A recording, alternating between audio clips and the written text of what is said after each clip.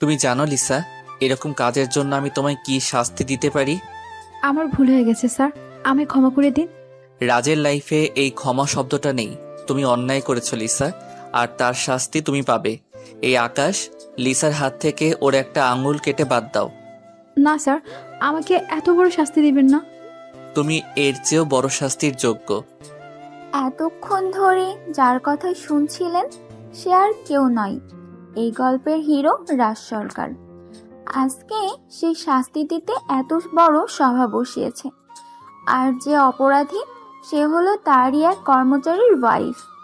মেয়েটার অপরাধ তার স্বামী বেশি ইনকাম করে না, তার যা চাহিদা সে দিতে পারে না, কারণ লিসা হলো একটা লোভী টাইপের মেয়ে আর টাকার প্রচুর খিদে।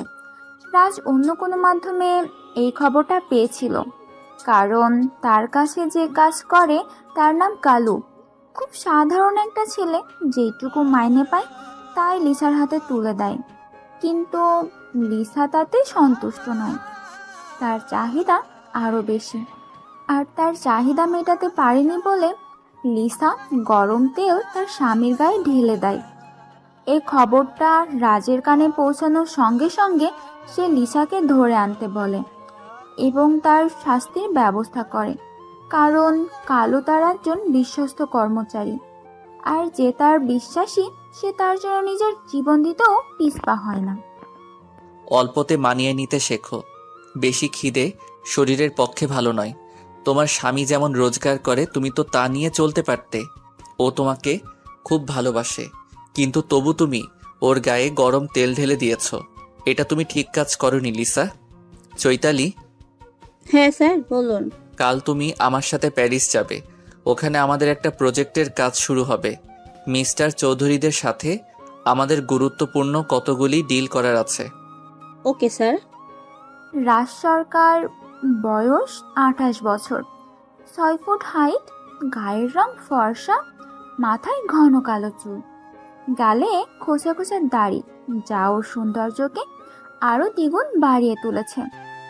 তার বাবা একজন সিএম, মা একজন সমাজসেবিকা, আর তার একটা ছোট ভাই বোন আছে, আর সবার থেকে ছোট একটা বোন আছে, আর তার একটা ছোট ভাই আছে, আর সবার থেকে ছোট একটা বোন আছে। ভাইয়ের নাম রাকেশ আর বোনের নাম শ্বেতা। এক সময় সে তার বাবা মার বাধ্য সন্তান ছিল, কিন্তু একটা ঘটনায় তার জীবনকে এলোমেলো করে দেয়। সেই থেকে সে মদের নেশায় আসক্ত হয়ে পড়ে, কারোর কথা শুনতো না, সারাদিন মদ আর ক্লাব নিয়ে থাকতো। রাজের জীবনে কি ঘটেছিল তার কথা আমরা পরে বলবো। আপনারা আমাদের এই গল্পের সাথে থাকুন, আস্তে আস্তে সমস্ত ঘটনা বলা হবে। রাজকে এই উচ্ছৃঙ্খল জীবন থেকে বের করে আনার জন্য তার বাবা তাকে লন্ডনে পাঠিয়ে দেয় কম্পিউটারের ডিপ্লোমা করার জন্য। কিন্তু ওখানে গিয়ে সে একটা মাফিয়া গ্রুপের লিডার হয়ে যায়। এটা সম্পূর্ণ সিক্রেট থাকে, কেউ জানে না রাজের এই ডন হয়ে কেউ জানে না রাজের এই ডন হয়ে ওঠা। সে সমগ্র ইউরোপের কাজ করে, সারা ইউরোপ যুগের চারিদিকে ছড়িয়ে আছে তার নেটওয়ার্ক। আর সেখানে বিভিন্ন কাজের জন্য লোক নিয়োগ করা আছে। আজ 2 দিন হলো রাজ তার পার্সোনাল সেক্রেটারি চৈতালিকে নিয়ে প্যারিসে এসেছে। রাজ হোটেলের ঘরে বিশ্রাম করছিল, ঠিক তখন চৈতালির দরজায় টোকা দেয়। রাজ তাকে ভেতরে আসতে বলে, তারপর চৈতালি তাকে বলে, স্যার। হ্যাঁ বলো চৈতালি। স্যার, চৌধুরীরা আমাদের জন্য অপেক্ষা করছে, আপনি যাবেন না? হ্যাঁ চৈতালি চলো। স্যার, আপনার শরীরটা কি খারাপ? আপনার চোখগুলো কেমন যেন লাল দেখাচ্ছে, কি হয়েছে স্যার আপনার? হ্যাঁ চৈতালি, আজকে শরীরটা আমার খারাপ লাগছে। তাহলে আজকের মিটিংটা ক্যান্সেল করে দিই।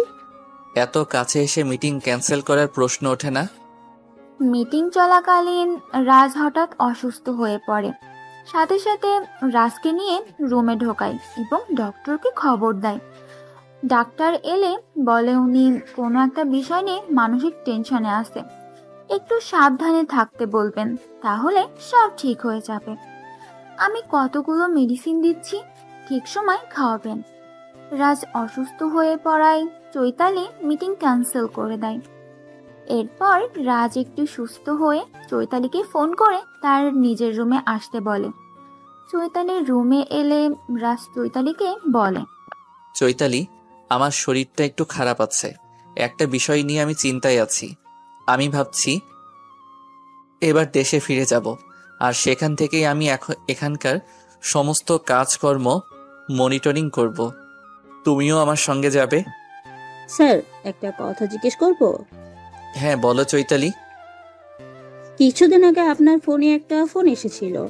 আমি জানি না কে ফোন করেছিল, কিন্তু তারপর থেকেই আপনাকে উদাসীন দেখায়। কোনো বিষয় নিয়ে আপনি কি চিন্তায় আছেন? হ্যাঁ চৈতালি, আমার জীবনে এমন একটা অধ্যায় আছে যেটা আমি ভুলতে চাইলেও ভুলতে পারি না।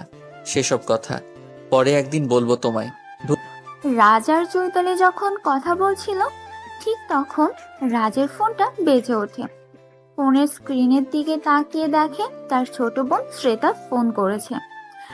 রাজ ফোনটা হাতে তুলে নিয়ে হ্যালো বলতেই ওপাশ থেকে একটা মেয়ে বলে উঠল, দাদা, কেমন আছো? তোমার নাকি শরীর খারাপ? চৈতালিকে ফোন করেছিলে তো, তাই জানতে পারলাম। তা না হলে তো তুমি কোনো কিছুই বলো না।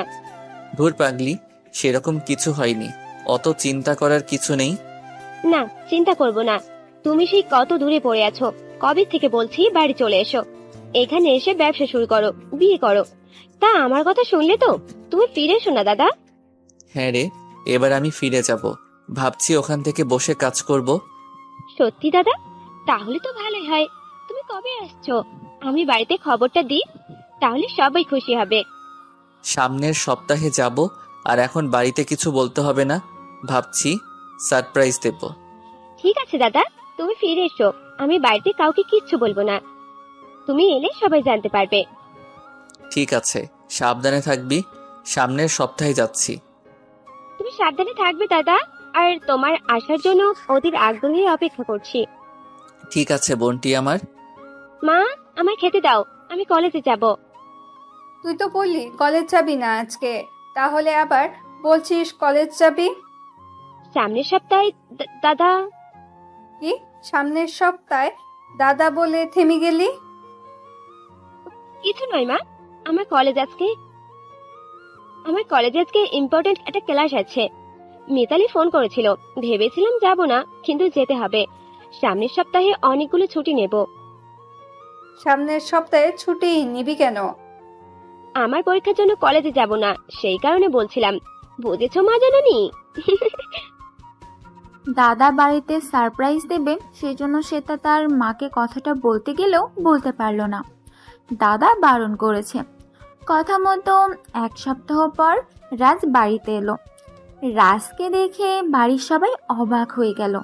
মা ছুটে এসে বলল, আরে রাজ, তুই যে আসবি আগে থেকে আমাদের বলিসনি কেন? তোমাদের সারপ্রাইজ দেব বলে মা। ও আচ্ছা, তা বাবা, তোর শরীর তো আগের চেয়ে খারাপ হয়ে গেছে, ঠিক মতন যত্ন করিস না।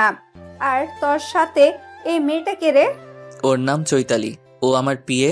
আমি তোমায় বলেছিলাম না, কম্পিউটারে কোর্স করার পর আমি নতুন বিজনেস শুরু করেছি। ও আচ্ছা। আজ 5 বছর পর রাজ দেশে ফিরল। আজ থেকে 5 বছর আগে তার বাবা কম্পিউটার ডিপ্লোমার জন্য লন্ডনে পাঠায়। এই লন্ডনে পাঠানোর আর একটা কারণ আছে। ও একটা সম্পর্কের মধ্যে জড়িয়ে গিয়েছিল, যেটা ওর বাবার প্রফেশনের উপর প্রভাব ফেলছিল। ওর বাবা যেহেতু একজন সিএম, তার একটা সম্মান আছে, তাই সেই সম্মান বজায় রাখার জন্য ছেলেকে লন্ডনে পাঠিয়ে দেয়। রাজ বাড়িতে আসার পর তার বাবার মনে শান্তি নেই। রাজ তার এক পরিচিত বন্ধুর সাথে দেখা করতে গেল, যার ফোন পেয়ে রাজ অসুস্থ হয়ে পড়ে। তার নাম কার্তিক। রাজ কার্তিককে নিয়োগ করেছিল কারো একজনের খবর দেওয়ার জন্য, কিন্তু কিছুতেই সে খবর পাচ্ছিল না। তারপর কার্তিক রাজকে ফোন করে জানায় তার খবর পেয়েছে। কে সে রহস্যময়ী? আসুন আমরা খুঁজে বের করি। কার্তিক, তুই তাকে দেখতে পেয়েছিস? কোথায় আছে রে সে? আমি কিছুদিন আগে মুর্শিদাবাদের হাজারদুয়ারিতে ঘুরতে গিয়েছিলাম। ওইখানে একটা দোকানে আমি একটা মেয়েকে বসে থাকতে দেখেছি। তুই রূপার সাথে কথা বলেছিলিস? না রে, আমি মেয়েটাকে প্রথম খেয়াল করিনি। একজনের সাথে কথা বলছিল, হঠাৎ আমার চোখ পড়ে যায় সেই দোকানে। ওটা একটা বইয়ের দোকান ছিল। তারপর আমি তোর সাথে কথা বলা শেষ করে সেই দোকানে এসে দাঁড়াই, কিন্তু মেয়েটাকে আর দেখতে পাইনি। তুই মেয়েটা বলিস না, ওর নাম রূপা। তুই যেভাবে হোক রূপাকে খুঁজে বের কর। যত টাকা লাগে আমি দেব, আরও লোক লাগাক। ও কেন এভাবে আমাকে ছেড়ে চলে গেল? আমার জীবনটাকে পুরো শেষ করে দিল। আমি ওর জন্য কেবলমাত্র ওকে ভুলে থাকার জন্য অনেক মেয়ের সাথে সম্পর্কে জড়িয়েছি, অনেক খারাপ কাজের সাথে যুক্ত হয়েছি। সারা ইউরোপ জুড়ে আমার নেটওয়ার্ক কাজ করছে, কিন্তু তুই যেদিন আমাকে ফোন করে বললি যে তুই রূপাকে দেখেছিস, সেদিন থেকে আমি আর ঠিক থাকতে পারিনি। দেশে ফেরার জন্য আমার মন অস্থির হয়ে উঠেছিল। আমি যাব তোর সাথে মুর্শিদাবাদে হাজারদুয়ারি। আমি নিজেও খুঁজব রূপাকে। ঠিক আছে, তাহলে কালকেই চল। ঠিক আছে। এদিকে রাজের মা ভেবেছে চৈতালির সাথে রাজের হয়তো কোনো সম্পর্ক আছে, তাই খাওয়া দাওয়া শেষ করে সে চৈতালির রুমে এসে জিজ্ঞাসা করে, তোমাদের কোথায় বাড়ি? আর আমার ছেলের সাথে তোমার কিভাবে আলাপ হলো? আমিও আপনাদের মতো একজন বাঙালি। এদেশে আমার বাড়ি। আমার বাবা কর্মসূত্রে লন্ডনে থাকে। আমিও ছোট থেকে এখানেই ছিলাম। তারপর হাই স্টাডি করার জন্য আমি বাবার কাছে লন্ডনে চলে যাই। আমার মা আগে এখানে থাকতো। আমি যখন লন্ডনে যাই, আমার মা ও ছোট ভাই সবাই আমরা বাবার কাছে চলে যাই। তারপর গ্রাজুয়েশন কমপ্লিট করার পর আমি একটা জব খুঁজছিলাম। হঠাৎ কাগজে একটা বিজ্ঞাপন দেখে আমি রাজ স্যারের কোম্পানিতে ইন্টারভিউ দিই। তারপর স্যার আমাকে সিলেক্ট করে। এক নিঃশ্বাসে কথাগুলো বলে চৈতালি থামলো। তারপর রাজের মা জিজ্ঞাসা করলো, আপনি তো স্যারের মা, আর আপনি একজন সমাজসেবিকা? কে বললো তোমার? স্যার বলেছে। তাছাড়া স্যার তোমাকে আমাদের সম্পর্কে আর কি কি বলেছে? সেরকম কিছু বলেনি। ওনার বাবা এখানকার সিএম, আর ওনারা দুই ভাই বোন। ওনার ভাই কলেজে পড়ান আর বোন অনার্স পড়েছে, শুধু এতটুকুই বলেছে। ও আচ্ছা, তুমি একটু রেস্ট নাও, পরে আমরা কথা বলবো, কেমন? ঠিক আছে ম্যাম। ঠাম্মি, আজকে আমার ভীষণ মাথা যন্ত্রণা হচ্ছে। আজ আমি পড়াতে যেতে পারবো না। ঠিক আছে, তুই ওদেরকে ফোন করে জানিয়ে দে। তোকে পয়সার অভাবে ভালো ডাক্তারও দেখাতে পারি না। এই মাথা যন্ত্রণা তুই আর কতদিন সহ্য করবি? সেই ঘটনার পর থেকে তোর এই মাথা যন্ত্রণা শুরু হয়। ও ঠাম্মি, তুমি চুপ করো না, এসব পুরোনো কথা বলো না। রূপা হলো আমাদের এই গল্পের নায়িকা। তার বয়স এখন 20 বছর। সে উচ্চ মাধ্যমিক পর্যন্ত পড়ে পড়াশোনা ছেড়ে দিয়েছে। টাকার অভাবে তার কলেজে পড়া হয়নি। এখন ছোট ছোট বাচ্চাদের টিউশনি পড়ায় আর বাড়িতে কাপড়ের উপর নকশা করা অর্থাৎ জরির কাজ করে। তার একটা প্রত্যন্ত ঘামে থাকা তার ঠাকুমা বাড়িতে ছাগল ও হাঁস মুরগি পোষার কাজ করে। ওরা আগে শহরে এক বস্তিতে থাকতো, কিন্তু এক ঘটনার জন্য রূপা তার বাবা মা ভাইকে হারায়। তারপর তারা এই প্রত্যন্ত গ্রামে চলে আসে। কিরে কার্তিক, সারা হাজারদুয়ারি তো ঘোরা হয়ে গেল, কিন্তু বইয়ের দোকানে লোকটাও তো বলল সে কিছু মনে করতে পারছে না। তুই ঠিক দেখেছিস তো রূপাকে? হ্যাঁ, আমি ওই বইয়ের দোকানেই দেখেছিলাম। আমার একটু ভুলের জন্য আমি রূপাকে ধরতে পারলাম না। আমি কিন্তু তোকে দায়িত্ব দিয়েছিলাম কার্তিক, ওকে খুঁজে বের করার, কিন্তু তুই আমার কথা রাখিসনি। আমি তো চেষ্টা করছি, আর কেউ যদি নিজে থেকে হারিয়ে যায়, আমি তাহলে তাকে কিভাবে খুঁজে বের করব বল? কিছু তো একটা হয়েছে ওর সাথে এবং ওর পরিবারের সাথে। আমি এখন অন্ধকারে আছি, নিশ্চয়ই একদিন প্রকাশ্যে আসবে। আর কে ষড়যন্ত্র করেছে তার মূল মাস্টার মাইন্ড আমি খুঁজে বের করবই। চল আমরা বাড়ি ফিরে যাই। তুই তো এখন এখানে আছিস, এখানে পরে ওকে খুঁজে বের করা যাবে। আমি এখন এখানেই থাকবো, আর এখান থেকে ইউরোপের সমস্ত কান্ট্রিতে আমার যে কাজকর্ম চলছে তা দেখাশোনা করব। ওখানে বিভিন্ন কাজের জন্য যদি আমি লোক নিয়োগ করে এসেছি, তারাই আমাকে ওখানকার কাজকর্মের প্রত্যেকটা আপডেট দেবে। যদি কিছু সমস্যা বুঝি আমি পুনরায় ইউরোপ ব্যাক করব। এখন রূপাকে খুঁজে বের করা আমার একমাত্র লক্ষ্য। খুব রাতে রাজ বাড়ি ফিরে আসে। সেদিন রাতে রাজের মা আজকে কিছু বলে না। বেলা 10টায় রাজের ঘুম ভাঙল। সে ঘুম থেকে উঠে তার মাকে বলে, মর্নিং মা। আর মিটিং আছে। বেলা কয়টা বাজে দেখেছিস?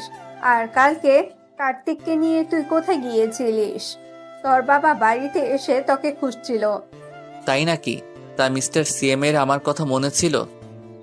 কি সব বলছিস উল্টো পাল্টা কথা? উনি তোর বাবা হন আর এখানকার সিএম।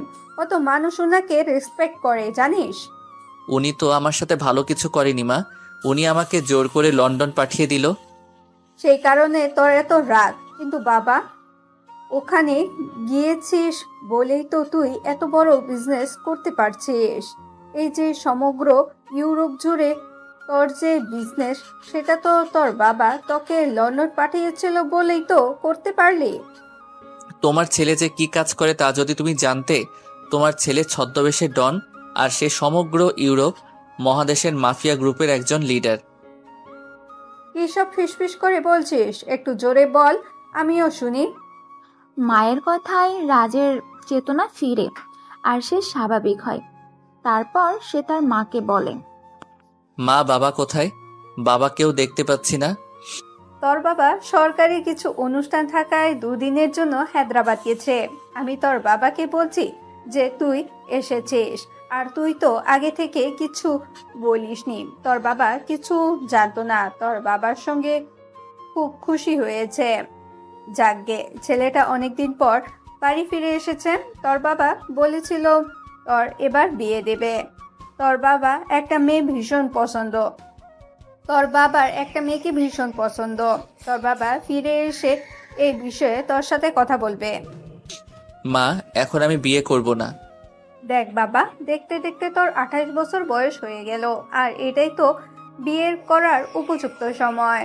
তারপর তোর ছোট ভাই আছে, সে ভালো চাকরি করে, তবে তো বিয়ে দিতে হবে। আর তোর বোন গ্র্যাজুয়েশন হয়ে গেলে তারও বিয়ে দিয়ে দিব। তুমি বরং রাকেশ আর শ্বেতার বিয়ে দিয়ে দাও। তুই কি সারা জীবন একা থাকবি নাকি? তোকে সংসার করতে হবে। আপাতত এসব নিয়ে আমি ভাবছি না। আজ কদিন হলো রাজের ছোট ভাই রাকেশ লক্ষ্য করছে তাদের গেস্ট রুমে একটা মেয়ে আছে। মেয়েটাকে কি তার পরিচয় সে জানে না। তার কৌতূহল হচ্ছে, তাই সে তার মাকে জিজ্ঞাসা করলো, মা, তোমায় একটা কথা জিজ্ঞেস করব। হ্যাঁ বাবা, বল না, কি জানতে চাইছিস? আজ কদিন ধরে আমি লক্ষ্য করছি আমাদের গেস্ট রুমে একটা মেয়ে রয়েছে। মা, মেয়েটা কি আমাদের কোনো আত্মীয়? না বাবা, মেয়েটা আমাদের কোনো আত্মীয় নয়। মেয়েটা তোর দাদার পার্সোনাল অ্যাসিস্ট্যান্ট। তোর দাদার সাথে আমাদের বাড়িতে এসেছে। মেয়েটা বাঙালি, আগে থেকে এখানে থাকতো। ওর বাবা লন্ডনে থাকে, সেই সূত্রে ওদের ফ্যামিলিও লন্ডনে শিফট হয়ে যায়। ও আচ্ছা, তা মেয়েটা কি আমাদের বাড়িতে থাকবে? ঠিক আছে, জানি না বাবা, তোর দাদা জানে। 2 দিন পর সরকারি কর্মসূচি ছেড়ে রাজের বাবা রমেশবাবু বাড়ি ফিরেছে। খাবার টেবিলে সবাই খেতে বসেছে। রমেশবাবু রাজের উদ্দেশ্য করে বলল, কেমন আছো? তারপর তোমার কাজকর্ম কেমন চলছে? ভালো আছি, আপনি কেমন আছেন? আমি ভালো আছি। তা তুমি কি এবার থেকে দেশে থেকে যাবার সিদ্ধান্ত নিয়েছো? আপাতত দেশে আছি, এখান থেকেই কাজকর্ম দেখাশোনা করব। এখানে একটা অফিস খুলব। তার মেয়েটাকে, যাকে তুমি সাথে করে নিয়ে এসেছো? ওর নাম চৈতালি। ও আমার পার্সোনাল সেক্রেটারি। ও আমাদের বাড়িতে কিছুদিন থাকবে, তারপর ওর নিজের বাড়ি চলে যাবে। কিছুদিন পর ওর বাবা চাকরি থেকে অবসর নেবে, তখন ওরাও চলে আসবে। তাই কিছুদিন চৈতালি আমাদের সাথে আমাদের এই বাড়িতেই থাকবে। তা আপনার কি এ ব্যাপারে কোনো সমস্যা আছে? না, নেই, থাকুক না, যতদিন মন চাইবে। একদিন ছাদে চৈতালি দাঁড়িয়ে আকাশের দিকে তাকিয়েছিল। হঠাৎ অন্ধকারে একটা ছায়া সে দেখতে পেয়ে চিৎকার করে ওঠে। তখন কেউ একজন তার মুখ চেপে ধরে আর বলে, ভয় পাবে না, আমি রাকেশ, আপনার বস রাজের ছোট ভাই। কথাটা বলে রাকেশ মুখ থেকে হাতটা ছুড়িয়ে নেয়। চৈতালি কিছুক্ষণ হাঁপাতে থাকে। তারপর সে রাকেশকে বলে, আসলে অন্ধকার তো, আমি ঠিক বুঝতে পারিনি, তাই একটু ভয় পেয়ে গিয়েছিলাম। তাই অন্ধকারে ছাদে এসেছে কেন? আর এসেছে তখন আমার বোন সে তাকে সাথে নিয়ে আসতে পারতে। আসলে রুম থেকে খুব গরম লাগছিল, আজ কদিন ধরে সেখানেই তো আছি, তাই একটু মনে হলো ছাদে গিয়ে পায়চারি করলে কেমন হয়। আপনাদের ছাদটা কিন্তু অনেক বড়। হ্যাঁ, এই বাড়িটা আমার দাদু বানিয়েছিল। বাবা সিএম হওয়ার পর আবার নতুন করে রিপেয়ার করে বাড়িটাকে আর একটু বড় করে। বলছি, একটা কথা বলবো, যদি কিছু মনে না করেন। না না, কিছু মনে করবো না, আমি বলতে পারেন। বলছি, দাদার ওখানে কতদিন কাজ করছেন? ও এই কথা, আমি তো ভাবলাম কি না, আমি জিজ্ঞাসা করবেন। মাত্র 6 মাস। তার আগে দাদাকে চিনতে না? না না, আপনার দাদাকে আগে থেকে কি করে চিনবো আমি? উনি একটা কাগজে বিজ্ঞাপন দিয়েছিলেন যে লোক লাগবে বলে, আর আমার সেই সময় একটা কাজের খুব প্রয়োজন ছিল। আমি পড়াশোনা কমপ্লিট করে জবের জন্য ট্রাই করেছিলাম। ঠিক সেই সময় বিজ্ঞাপন দেখে আমি আপনার দাদার ওখানে গিয়েছিলাম। ও আচ্ছা, বলছি তোমার নামটা চৈতালি, আর তোমাকে তুমি করে বলছি বলে কিছু মনে করো না তো। আমার মনে হয় তুমি আমার থেকে বয়সে ছোট, সেই জন্য তোমাকে তুমি করে বলছি। না না, কোনো সমস্যা নেই, আপনার যেভাবে ইচ্ছা সেভাবেই ডাকবেন। তুমি বলে কোনো সমস্যা নেই, যদি আবার তুই বলেন তাতেও অসুবিধা নেই, শুধু আপনি বলবেন না। কেন, আপনি বললে কি হবে? এই যে বললেন আমি আপনার থেকে বয়সে ছোট, ছোটদের কি বুঝি আপনি বলে? বিদেশে মানুষ হয়েছেন, কিন্তু বিদেশে কিছু তো তোমার মতো দেখতে পাচ্ছি না। কে বললো আমি বিদেশে মানুষ হয়েছি? আমি পুরোপুরি এদেশের। আমার বাবা কর্মসূত্রে ওখানে থাকতেন। আমি, আমার মা, ভাই আর আমাদের ফ্যামিলির কাকারা আছে, তারা সব ওখানেই থাকতাম। তারপর উচ্চ মাধ্যমিক পরীক্ষা হয়ে গেলে মা, ভাইও আমি বাবার ওখানে চলে যাই। ওখান থেকেই গ্রাজুয়েশন কমপ্লিট করি। এই তো আর কিছুদিন পর বাবা কাজ থেকে অবসর নিয়ে নেবে, তারপর আবার এখানেই চলে আসবো। ঘুরতে যাবে চৈতালি? সত্যি খুব ভালো হয়। আমার এখানে ঘরে বসে থেকে খুব বোরিং লাগছে। সামনের সপ্তাহে স্যারের ওখানে নতুন কোম্পানির লাঞ্চ হবে, তারপর কাজের চাপ পড়বে। এখন আমি পুরোপুরি ফ্রি আছি। ভাবছি কাল পরশু করে আমাদের একবার বাড়িতে ঘুরতে যাব, ওখানে কিছুদিন থেকে তারপর চলে আসব। তোমাদের আদিবাড়ি কোথায়? এই তো পাঁচু বেসর, ভাবছি পরশুদিন যাব। ঠিক আছে, তাহলে চলো কালকে আমরা ঘুরে আসি। আপনার বোন তো শ্বেতা, কিন্তু আমাদের সাথে যাবে? শ্বেতা আমাকে বলেছিল ঘুরতে যাওয়ার কথা। অসুবিধা নেই, কালকে আমি কলেজ থেকে সকাল করে বাড়ি চলে আসবো, তারপর বেরোবো। তুমি রেডি থেকো, আর আমি সেটাকে বলে দেবো ও যেন রেডি থাকে। আপনি বুঝি কলেজে পড়েন? হ্যাঁ, কেন, কলেজে পড়ানো বুঝি তোমার পছন্দ নয়? কে বললে এসব কথা? এডুকেশন লাইন কার পছন্দ নয় বলুন? চলো নিচে চলো, আর সাথে থাকতে হবে না। হ্যাঁ চলুন। এরপর রাকেশ ও চৈতালি ছাদ থেকে নিচে নামবে। সিঁড়িটা অন্ধকার থাকায় চৈতালি প্রায় পড়েই যাচ্ছিল, কিন্তু রাকেশ চৈতালির কোমরটাকে জড়িয়ে ধরে নিজের দিকে টেনে নেয় আর বলে, সাবধানে নামবে তো। আসলে যখন উপরে উঠেছিলাম তখন অতটা অন্ধকার ছিল না।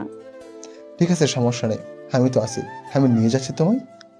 এদিকে রূপা তার ছাত্রছাত্রীকে পড়াতে গেছে, গিয়ে শুনলো তার 4 দিন থাকবে না, দার্জিলিং ঘুরতে যাবে।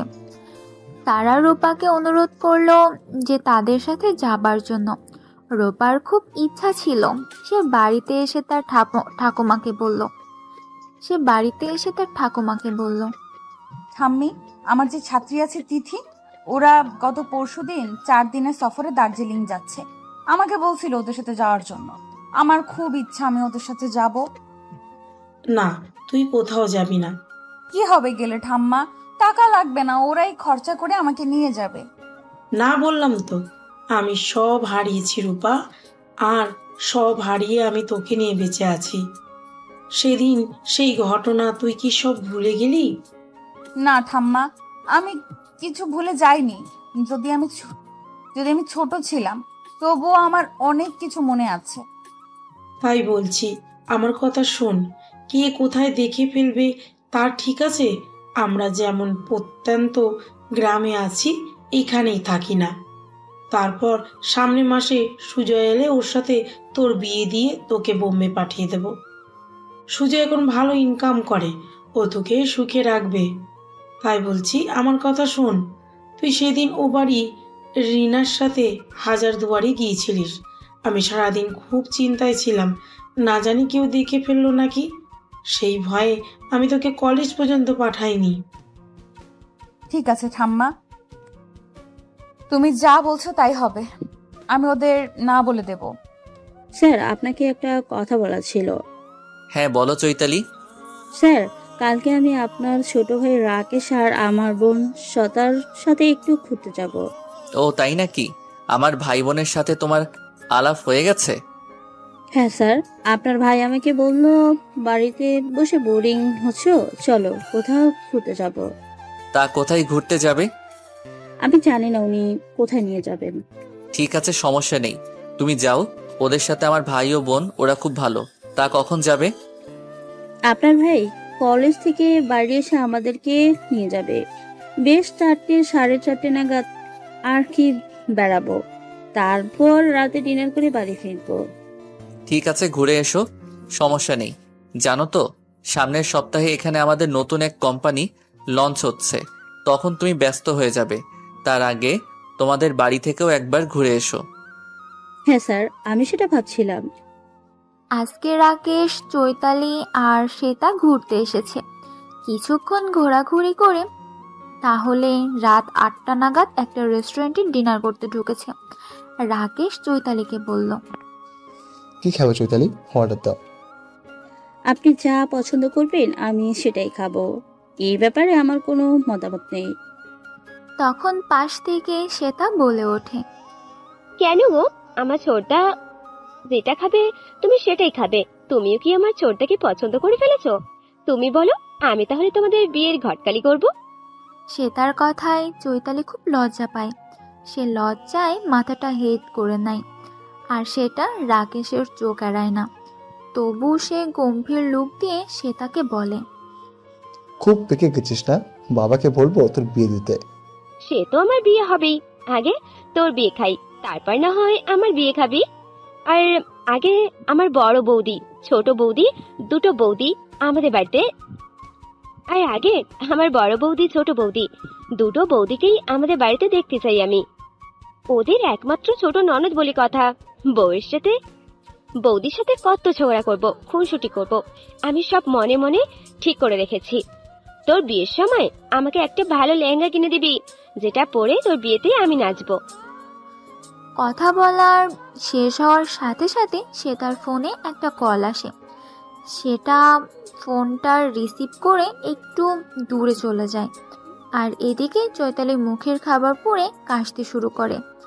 রাকেশ তখন চৈতালির মাথায় হাত বুলিয়ে দেয় আর জলের বোতলটা চৈতালির মুখের সামনে ধরে, আর চৈতালিকে উদ্দেশ্য করে বলে, কে মনে হয় তোমার নাম বলছে? মায়ের মুখে ছোটবেলায় গল্প শুনেছি, খেতে বসে কেউ যদি ভীষণ খায় তাহলে তার কোনো প্রিয় মানুষ তার নাম বলে। রাকেশের কথা শুনে চৈতালি মুচকি হাসে আর বলে, তাই নাকি? তাহলে আমার বাবা মা ভাই এরা হয়তো আমার নাম বলছে, খুব মিস করছে। ওরা হয়তো আমাকে। মা বাবা ভাই ছাড়া আর কেউ নেই তোমার? হ্যাঁ আছে তো, এই দেশে আমার 2 কাকু কাকিমারা থাকে আর তাদের ছেলে মেয়েরা আছে। আমি কালকেই ওনাদের সাথে দেখা করতে যাব। আমি ওনাদের কথা বলছি না, সোজা কথা, তোমার কারোর সাথে রিলেশন আছে?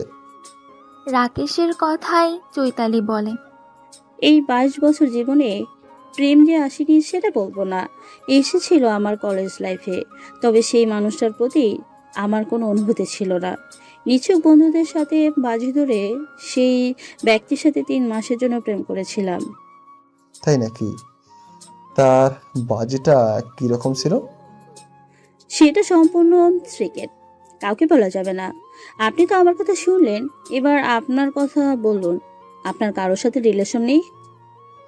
আমার এই 25 বছর জীবনে এখন আসেনি, তবে আমি অপেক্ষায় আছি তার জন্য।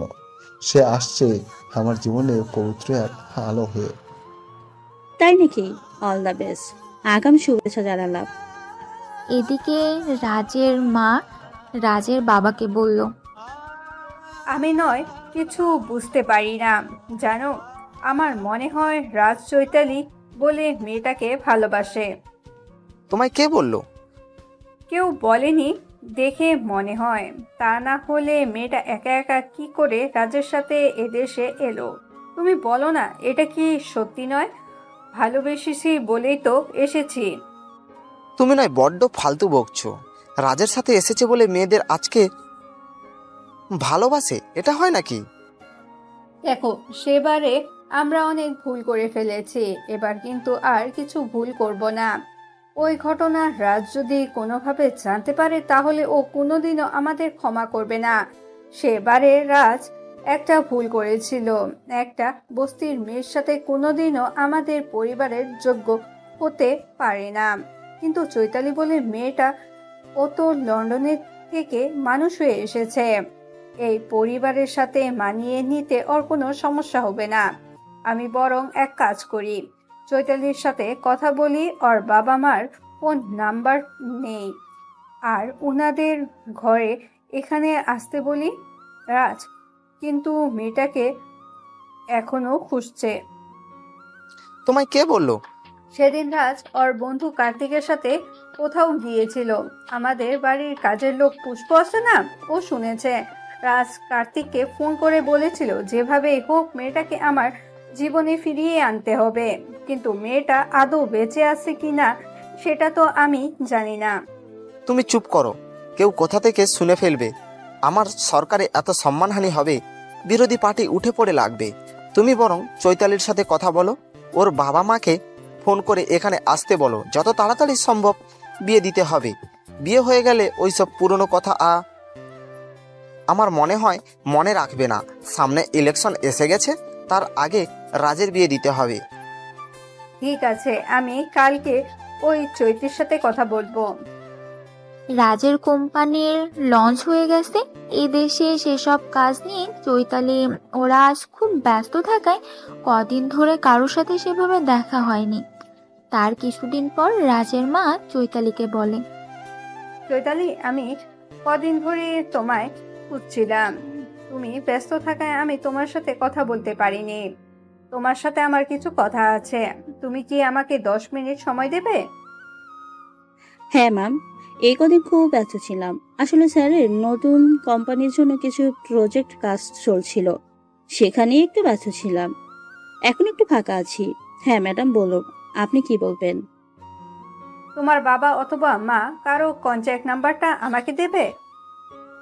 কেন ম্যাম, কিছু কি দরকার আছে আমার বাবা মার সাথে? সামনের সপ্তাহে দোল পূর্ণিমা, যে উপলক্ষে আমাদের বাড়িতে একটু পুজোর আয়োজন করা হয়েছে, সেই কারণে উনাদের এখানে আসার জন্য আমন্ত্রণ করব। ঠিক আছে, সমস্যা নেই, আমি বাবা মাকে বলে দেব। আরে তোমাকে কিছু বলতে হবে না, ওনারা আমাদের বাড়িতে আসবে, আমাদের অতিথি নিমন্ত্রণটা তো আমাদের করতে হবে নাকি? ও আচ্ছা, ঠিক আছে, নাম্বারটা? তারপর রাজের মা চৈতালির কাছ থেকে ফোন নাম্বার নিয়ে তার বাবাকে ফোন করে আর বাড়িতে আসার জন্য আমন্ত্রণ করে। তার পরের সপ্তাহ চৈতালির বাবা মা উভয় রাজদের বাড়িতে আসে। পুজো উপলক্ষে অনেক গেস্টকে নিমন্ত্রণ করা হয়। সেদিন রাতে এক অনুষ্ঠানে রাজের বাবা ঘোষণা করে যে, আজ আমি সকলের উদ্দেশ্যে একটা কথা বলতে চাই। আমার বড় ছেলে রাজকে আপনারা সবাই জানেন, আমরা বিয়ে ঠিক করেছি তার পার্সোনাল অ্যাসিস্ট্যান্ট চৈতালির সাথে। সামনের সপ্তাহে ওনাদের এঙ্গেজমেন্ট, আর 3 মাস পর চৈতালির বাবা মা দেশে ফিরে এলে ওদের শুভ কাজটি তখন সম্পূর্ণ হবে। রাজের বাবা হঠাৎ করে এরকম একটা কথা ঘোষণা করবে এত লোকের মাঝে, তা সে কেউ ভাবতেই পারেনি। তার বাবার কথায় শুধু রাজ আর চৈতালি নয়, রাকেশ, এমনকি তার ছোট বোন শ্বেতা, সেও অবাক হয়ে যায়। কারণ শ্বেতা জানে রাকেশ ও চৈতালি এরা একে অপরকে মনে মনে ভালোবাসে। রাকেশ চৈতালি খুব খারাপ লাগে প্রকাশ্যে কথা বলায়। আর সব থেকে বেশি রেগে যায় রাজ। বাবার কথা শুনে তার মাথায় আগুন জ্বলতে থাকে। সে তখন সবার সামনে তার বাবাকে বলে, বাবা, তোমার মাথা ঠিক আছে তো? না, সামনে ইলেকশন এসে পড়ায় তোমার মাথায় কিছু সমস্যা হয়েছে। কিসব কথা বলছো উল্টো পাল্টা? আমার মাথা খারাপ হবে কেন? ঠিক আছে, আমি আপনার সাথে এ ব্যাপারে পরে কথা বলবো। রাতের বেলা রাজ আর বাবা মার সাথে খুব ঝগড়া করে। আপনি আমার মতামত না নিয়ে এতগুলো লোকের সামনে আমার বিয়ের কথা কেন ঘোষণা করলেন? কেন, আমি কি দোষ করেছি? তুমি তো চৈতালিকে ভালোবাসো, আর ও তো খারাপ মেয়ে নয়। ও আমাদের বাড়ির বউ হওয়ার উপযুক্ত। তাই আমি ঘোষণা করেছি। কেন, এই বিয়েতে তোমার কি মত নেই? বাবার কথায় রাজ খুব রেগে যায় আর বাবাকে চিৎকার করে বলতে থাকে, আপনি এত বড় একটা কথা ঘোষণা করার আগে আমার মতামত নিয়েছিলেন? আমি কি করে জানবো? তোমার মাই তো বলল চৈতালির সাথে নাকি তোমার সম্পর্ক আছে, তুমি ওকে ভালোবাসো। সেই কারণে তোমার মা চৈতালি বাবা আমাকে ফোন করে এখানে আসতে বলে। না, ভুল কথা চৈতালি আমার ভালো বন্ধু। আমি কখনো ওকে ভালোবাসি না যে ওকে আমি বিয়ে করব। তুমি যা ভুল করেছ তা তোমাকে প্রায়শ্চিত্ত করতে হবে। তুমি আবার সবাইকে ডেকে ঘোষণা করবে যে আমার ছোট ছেলে রাকেশ চৈতালিকে ভালোবাসে, ওদের দুজনের বিয়ে দেয়া হবে। আমার ভুলের জন্য আমি ক্ষমা প্রার্থী। কি বলছো তুমি? হ্যাঁ বাবা, এটাই সত্যি। তা কবে থেকে? আমি তো কিছুই জানি না। ঠিক বাড়িতে থাকেন আপনি, যে বাড়ির খবর রাখবেন। চৈতালি এখানে আসার পর থেকে রাকেশ আর চৈতালি একটা সম্পর্ক তৈরি হয়েছে। আমি যদি ভুল না হয়ে থাকি, এ ব্যাপারে ওদের দুজনের মত আছে। আপনি ওদের দুজনের সাথে কথা বলবেন। ঠিক আছে। রাজ যখন তার বাবাকে এই কথাগুলো বলছিল তখন তার মাও পাশে ছিল। রাজ তার মাকে উদ্দেশ্য করে বলে, তুমি এত বোকা মা, তোমার চোখের সামনে এসব ঘটে গেল আর তুমি বুঝতে পারলে না? বোন সব জানে, তুমি ওর কাছ থেকে জেনে নেবে, আর পারলে রাকেশ চৈতালির সাথে এই ব্যাপারে কথা বলবে। রাত 11টা বাজে। বাড়ির সবাই যে যার রুমে ঘুমিয়ে পড়েছে। হঠাৎ টোকা পড়ে। চৈতালি সেই শোবে, একটু তন্দ্রাচ্ছন্ন হয়েছে। হঠাৎ দরজায় শব্দ হয়, তার ঘুমটা ভেঙে যায়। ঘুম ঘুম চোখে এসে দরজা খুলে দেয়। রাকেশ ছুটে এসে চৈতালিকে দুহাত দিয়ে জড়িয়ে ধরে বলে, তুমি এই বিয়েতে একদম রাজি হবে না চৈতালি। আমি তোমাকে ছাড়া পাগল হয়ে যাব। আমি তোমাকে যেদিন প্রথম দেখেছি সেদিনই ভালোবেসে ফেলেছি। তুমি নিজে থেকে আমাদের সম্পর্কের কথা আমার বাবা মা ও তোমার বাবা মাকে জানাবে। এসব নিয়ে আপনাকে চিন্তা করতে হবে না। সময় হলে আমি নিজে থেকেই সকলকে বলবো আমাদের কথা। একটা কথা বলবো, সত্যি বলবে? হ্যাঁ, অবশ্যই। তুমি কি আমার দাদাকে ভালোবাসো? স্যারকে আমি পছন্দ করি, ঠিক কথা, কিন্তু তার প্রতি আমার কোনো ফিলিংস আসে না। আর আমার প্রতি?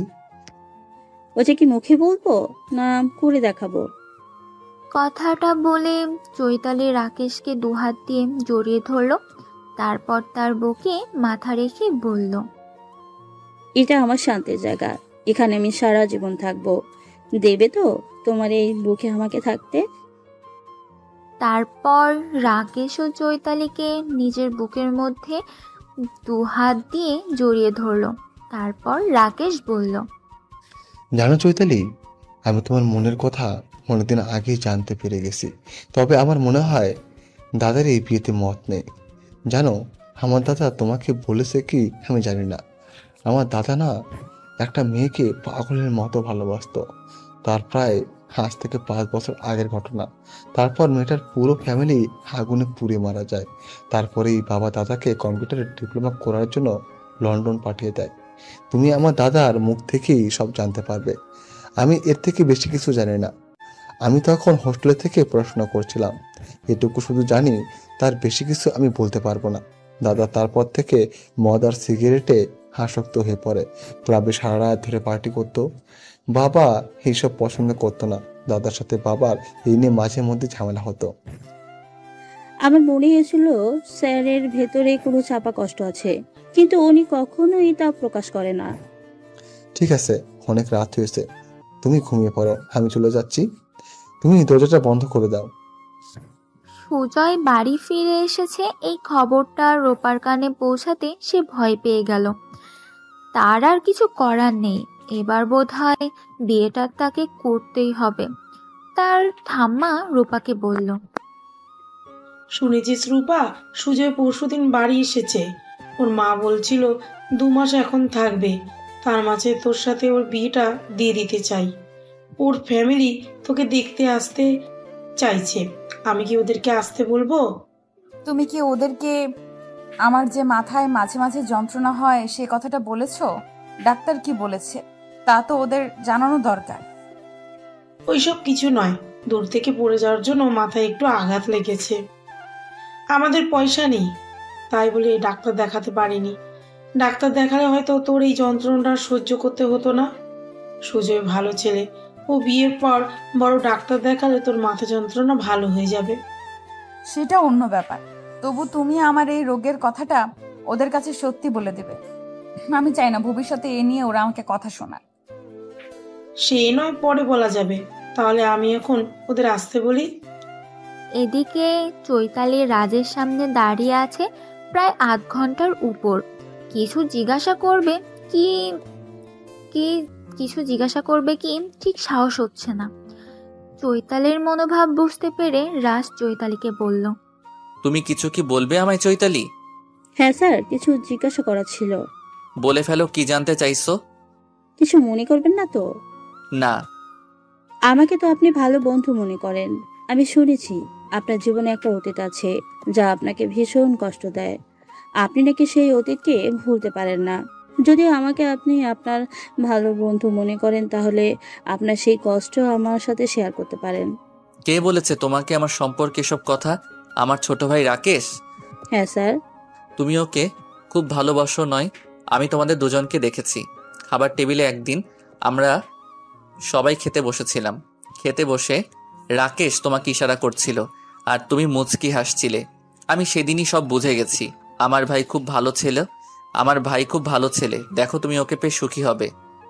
স্যার, আপনার কথা বলুন না। আপনার অতীতে ঘটে যাওয়া সেই কালো অধ্যায় আমার খুব জানতে ইচ্ছে করছে। শুনবে তুমি আমার জীবনে ঘটে যাওয়া সেই ঘটনা? আমি আজ পর্যন্ত কারোর সাথে কোনোদিন এসব শেয়ার করিনি। শুধু আমার বন্ধু কার্তিক, ও কিছুটা জানে এই বিষয়টা। তবে শোনো, আজ থেকে 5 বছর আগে আমাদের বাড়িতে ফুলের বাগান পরিষ্কারের জন্য একজন মালিকে রাখা হয়েছিল। ওই মালি আমাদের বাড়ি থেকে কিছুটা দূরে যেতে একটা বস্তি আছে, ওখানে সে ফ্যামিলি নিয়ে থাকতো। তারপর মালি মারার পর তার বিধবা স্ত্রীকে আমাদের থেকে কাজের জন্য নিয়োগ করে। আমি তখন এমএসসি ফাইনাল পরীক্ষা দিয়েছি। একদিন উপরে ছাদ থেকে লক্ষ্য করলাম মালি ঠাকুমার সাথে একটা মেয়ে কথা বলছে। মেয়েটা পরনে ছিল হলুদ রঙে হৃদয়। মেয়েটার গায়ের রং শ্যামবর্ণ ছিল, খুব একটা ফর্সা ছিল না। চোখগুলো ছিল টানা টানা। তার হাসিটা ছিল খুব সুন্দর, হাসলে গালে টোল পড়তো। ফর্সা হলে মেয়েটাকে হয়তো ভালো লাগতো না। এই গায়ের রঙের সাথে তার মুখ এবং শরীর গঠনের অনেকটা মানিয়ে গেছে। তারপর মেয়েটাকে দেখার জন্য আমি কৌতূহলে বেড়ে গেল। আমি নিচে নেমে এসে মালি ঠাকুরমাকে জিজ্ঞাসা করলাম, 5 বছর আগে। ঠাকুমাই মেয়েটা কে গো, আর কি বলছে সে তোমাকে? বাবা, এই আমার নাতনি, আমার ছেলের মেয়ে। ও আমাকে আজকে সন্ধ্যাবেলা বাড়ি চলে যেতে বলেছে। কেন, তুমি তো আমাদের বাড়িতেই থাকো। হ্যাঁ থাকি, তবে আমি আজকে চলে যাব। দূর সম্পর্কে আমার একটা বোন এসেছে। রাজ রূপার দিকে আর চোখে একটু তাকিয়ে দেখলো, তারপর ঠাম্মাকে বলল, তোমার নাতনির নাম কি? রাজের প্রশ্নের উত্তর ঠাম্মাকে দিতে হলো না। তার আগে রূপাকে বলল, আমার নাম রূপা। তা তুমি কিসে পড়ো? এবছর মাধ্যমিক দিয়েছি। আচ্ছা, তোমরা কয় ভাই বোন? আমি আর আমার একটা ছোট ভাই আছে, সে ক্লাস 5-এ পড়ে। তা তোমার বাবা কি করে? ট্রলি ভ্যান চালায়। ও আচ্ছা, তা তুমি কেমন পরীক্ষা দিয়েছো? ভালো হয়েছে, শুধু ব্যথাটা একটু খারাপ হয়ে গেছে। খারাপ হয়েছে মানে? তাহলে কি ফেল করবে নাকি? না না, ফেল করব কেন? আসলে বুঝতেই তো পারছেন, অঙ্ক মানে একটু প্র্যাকটিসের ব্যাপার। আমি প্র্যাকটিসটা একটু কম করেছিলাম, সেই কারণে কিছু সমস্যা হয়েছে। তবে ফেল করব না। তার রেজাল্ট বেরোনোর পর কি নিয়ে পড়বে? কি নিয়ে মানে ঠিক বুঝলাম না। বলছি সায়েন্স নিয়ে পড়বে। ওরে বাবা রে, সায়েন্স, তাও আবার আমি। অসম্ভব ব্যাপার। কেন অসম্ভব? বললাম না, ম্যাথ খুব খারাপ পরীক্ষা হয়েছে, আর এমনিতেই আমার অঙ্ক করতে ভালো লাগে না। ওসব হিসাবের ব্যাপার আমার মাথায় ঢুকে না। আগে রেজাল্ট বেরোক না, পরবর্তীতে পদক্ষেপ করে নেব। এভাবে দুজনের পরিচয় শুরু হয়। তারপর রাজ প্রতিদিনই ফুল গাছ দেখার বাহানাতে মালি ঠাকুমার কাছে আসতো, বিভিন্ন বিষয়ে গল্প করত। কিন্তু তারপর দিন থেকে তার নাতনিকে আর দেখতে পায়নি। রাজ সাহস করে মারি ঠাকুমার তার নাতির কথা জিজ্ঞাসা করতে পারে না। তারপর একদিন মালি ঠাকুমার ঘরে এসে দেখে মালিথা বসে খাচ্ছে আর তার নাতনি একটা চেয়ারে বসে আছে। রাজদের বাড়ির পিছনে এই ফুল বাগান আর মালিতে থাকার জন্য একটা ছোট্ট ঘর আছে, আর মালি ঠাকুমা সেই ঘরেই থাকে। তার কাজ হলো ফুল গাছের জল দেওয়া, বাগান পরিষ্কার করা, সময় মতো ফুল গাছের ডাল ভাঙা। মালি ঠাকুমার ঘরের দরজা ভেজানো ছিল। রাজ বাইরে থেকে মালি ঠাকুমার উদ্দেশ্যে বলল, ঠাম্মা ভেতরে আসবো? রাজের গলা শুনতে পেয়ে মালি ঠাকুমা খাবারের থালা চাপা দিয়ে রেখে দিল আর রাজকে বলল, হ্যাঁ বাবা, ভিতরে এসো, এটা তো তোমাদেরই বাড়ি, আমাকে আবার জিজ্ঞাসা করার কি আছে? তুমি যখন এখন এখানে আছো তাহলে এখন এটা তোমারই ঘর। রাজ খাবারের থালাটা চাপা দেয়া আছে দেখে আমাকে বলল, কি ব্যাপার ঠাম্মা, খাওয়া শেষ না করে তুমি যে খাবারটা চাপা দিয়ে রেখে দিলে? ঠিক আছে বাবা, আমি পরে খেয়ে নেব। পরে নয়, তুমি এখনই খাবে। আর কই দেখি তুমি কি খাচ্ছিলে? কথাটা বলে রাজ আমার খাবারের থালাটা খুলে দেখে তালের পিঠা আছে। তা দেখে রাজ খুব খুশি হয়ে বলল, জানো ঠাম্মা, এই তালের পিঠা আমার খুব প্রিয়। ছোটবেলায় একবার মায়ের সাথে মামার বাড়ি গিয়ে দিদার হাতে বানানো পিঠা খেয়েছিলাম, সেই স্বাদ আমি আজও ভুলতে পারি না। কথাটা বলে রাজ ঠাম্মার থানা থেকে পিঠা নিয়ে খেতে শুরু করে। তাদেরকে ঠাম্মা বলে, বাবা, তুমি তো ঠিক কাজ করোনি। আমরা গরিব ছোট লোক বস্তিতে থাকি, যদি বড় বাবু বড় মালকিন জানতে পারে তাহলে আমাকে কাজ থেকে তাড়িয়ে দেবে। রাজ আমার কোনো কথাই শুনলো না। সে পিঠে খেতে খেতে রূপার দিকে তাকিয়ে দেখল। রূপা মুচকি হাসছে। তারপর রাজ রূপাকে বলল, খুব হাসি পাচ্ছে নয়? তা এতদিন ঠাম্মার সাথে দেখা করতে আসনি কেন? আমি তো বাড়িতে ছিলাম না। তা কোথায় গিয়েছিলে? পরীক্ষা হয়ে গেছে বলে একটু ঘুরতে গেছিলাম আমার এক আত্মীয়ের বাড়িতে। ওখানে আমি 1 মাস ছিলাম, এই কালকেই ফিরেছি। তা শুধু ঘুরলে হবে? নতুন ক্লাসে পড়া শুরু করতে হবে না? আগে রেজাল্ট বেরোক, তারপর। তা না হলে নতুন ক্লাসের বই পাবো কোথায়?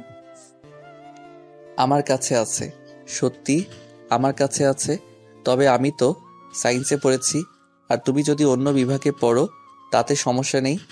ইংরেজিটা সব বিভাগই পড়তে হবে, আর ওই বইটা আমার আছে। তুমি প্রতিদিন সন্ধেবেলা ঠাম্মার কাছে চলে আসবে, আমি 1 ঘন্টা পড়ে ইংরেজিটা তোমাকে পড়াবো। রাজের কথায় রূপা একটি বিস্মিত হলো। তারপর মাথা নেড়ে সম্মতি জানালো। তার মানে সে কাজের কাছে পড়বে।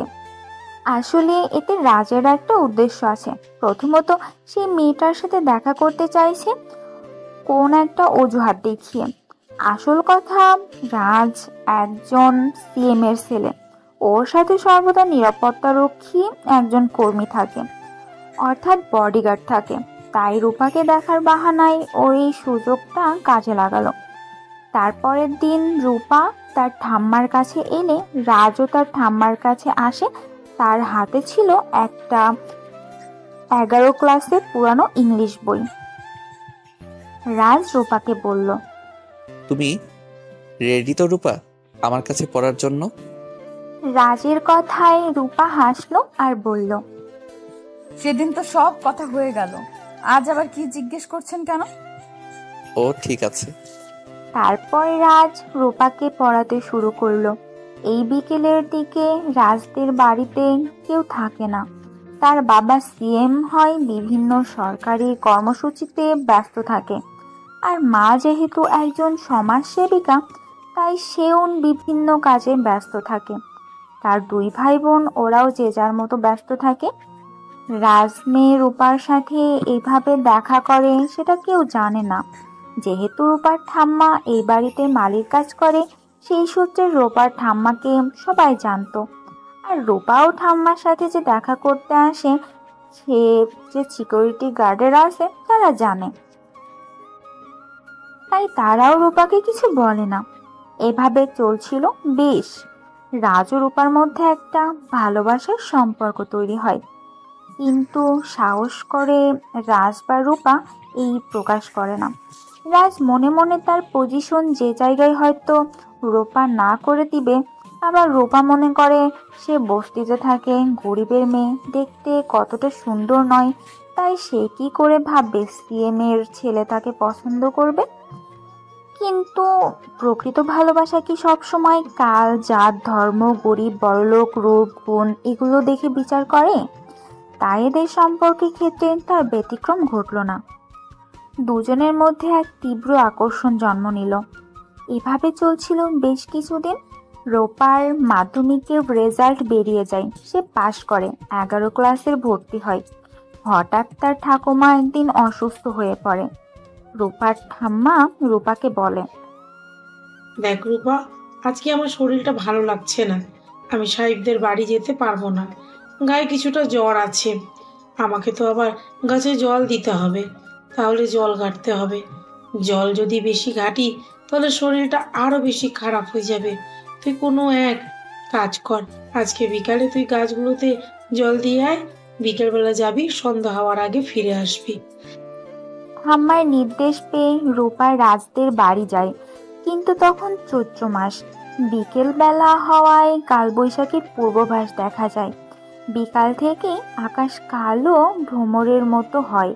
রূপা কোনো রকমে জল দেওয়া শেষ করে বাড়িতে ফিরতে চায়, কিন্তু তার আগেই ঝড় উঠে যায়।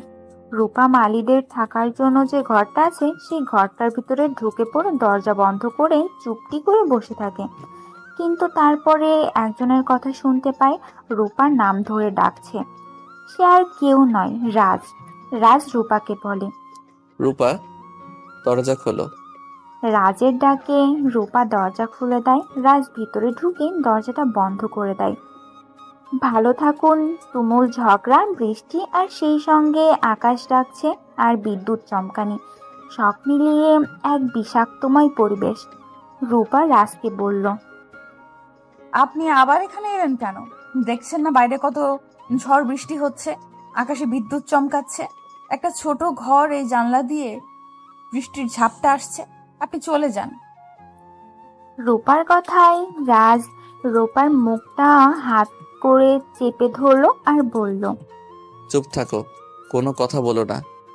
বাইরে ঝড় বৃষ্টির তীব্র থেকে তীব্রতা হলো।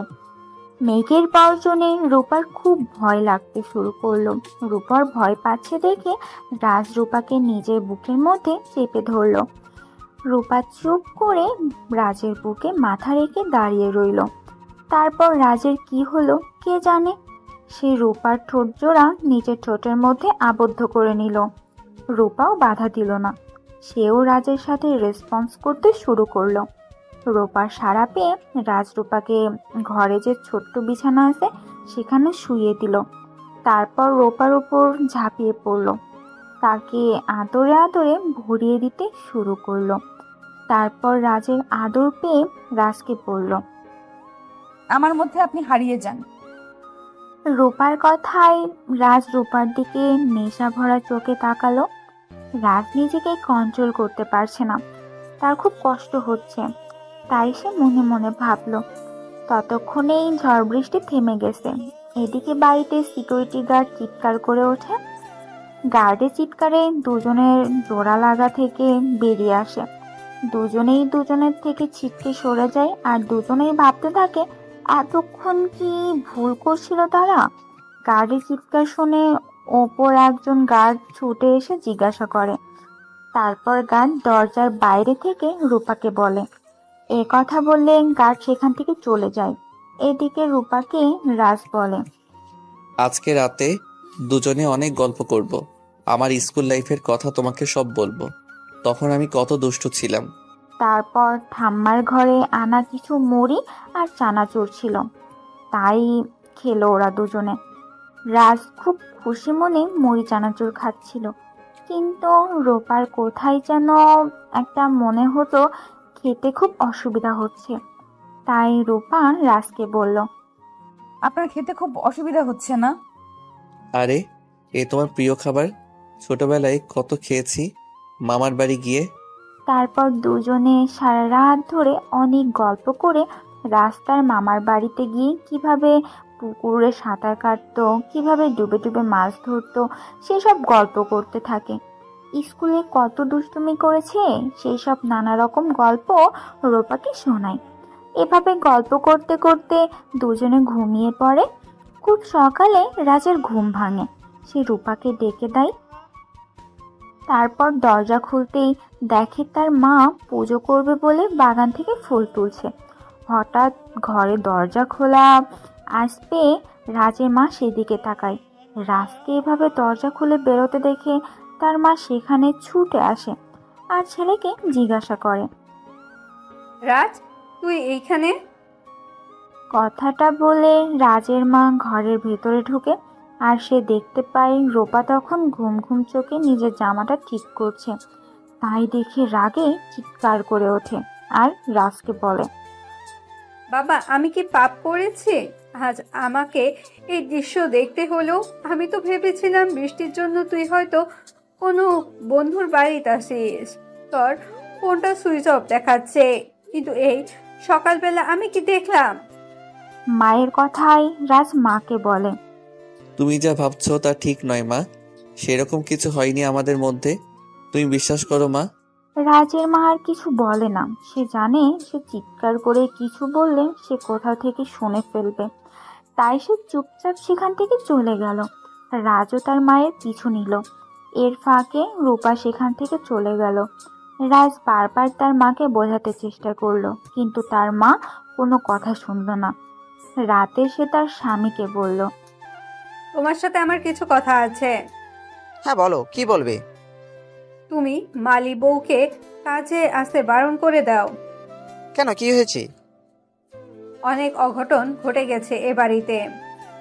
রাজের মায়ের কথা শুনে রাজুর বাবা বসা থেকে উঠল, তারপর স্ত্রীকে বলল, কি বলছো কি তুমি?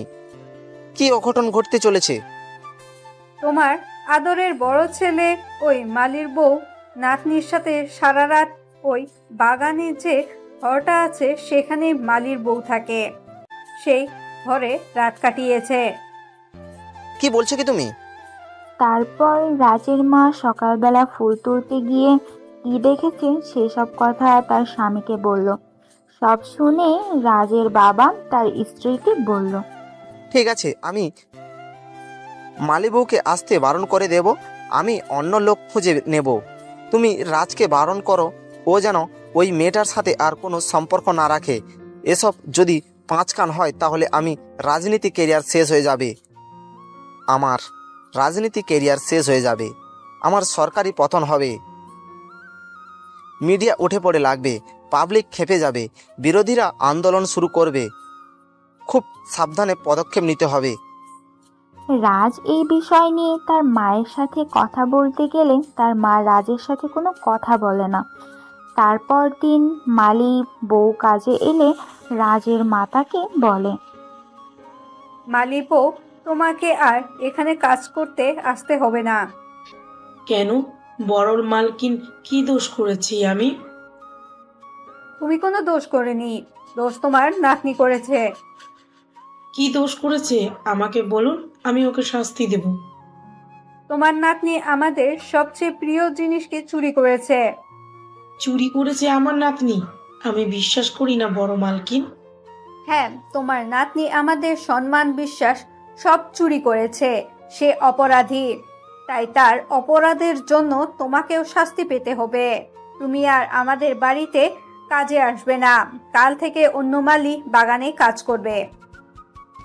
কদিন ধরে রাজ লক্ষ্য করছে মালি ঠাম্মা তাদের বাগানে কাজ করে না, অন্য এক লোক কাজ করছে।